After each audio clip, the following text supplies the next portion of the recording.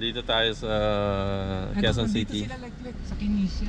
Ah, dyan sila nag-rent. Dito sila nag-check-in. Okay. Quezon City. Santra Sianata Condominium.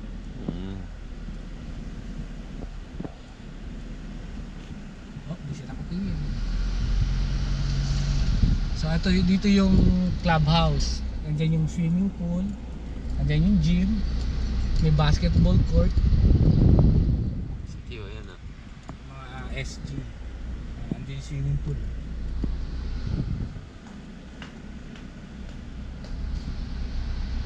So dito, andito yung isang unit. May isang unit tayo rito. Ah, dito. Third floor. Ayan, Third floor din. So dalawa yung dito, dalawa yung unit niya dito. Oo, dalawa.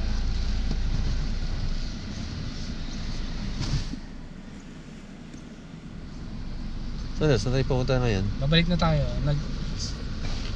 Walang daan dyan eh. Okay. Mainit po ngayon, pero hindi naman sobra, no? Yeah. Masarap ang panahon actually. Oo, masarap ang panahon. Baka malaglag yung phone mo. Oh yeah. Yan o. Sarap talaga sa Pilipinas. Kaya lang wala tayong pera. Wala tayong cash. Anong cash? May peso ka ba? Pang kain? Oo. Oo, meron ako. Kain na tayo. Hanap po kami ngayon ng makakainan. Ano bang trip mo ngayon? Lugaw tsaka pares? Lugaw or pares? Oh, sige. Doon tayo sa pinakamalapit lang. Mga friendly ang mga guard dito. Sarap. Ba't nakailaw yung ABS? Normal ba yan? Ha? Oh, siguro naka-on siya, kaya ibig sabihin naka-enable siya.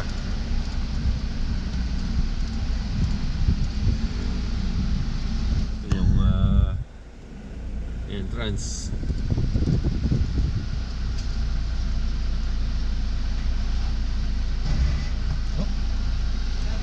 Morning! Morning, Thank you!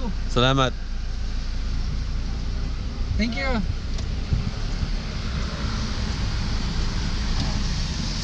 Ito, sa labas na po tayo ng kalsada. Woo!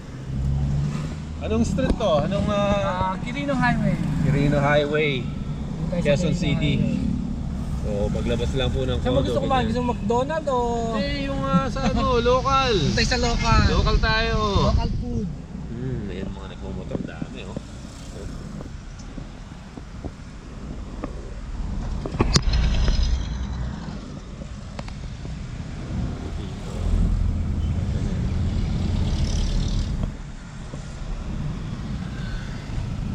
Tawag, sanay mag-drive sa Pilipinas, oh. No? Ano? Feels Hindi. like home. Ah, Sisingitan tayo. Oh.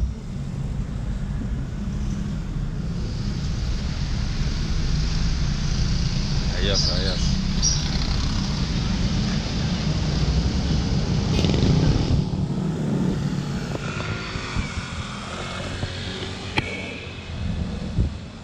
Ito, merong Pares dito. Pares Mommy House. Yeah, Pero nakita dito ko. tayo sa kabila. Dito tayo kakain. Oh, sige. First time ko pong kakain ng pares ngayon. Dito tayo. Tignan natin kung ano talaga ang lasa ng pares.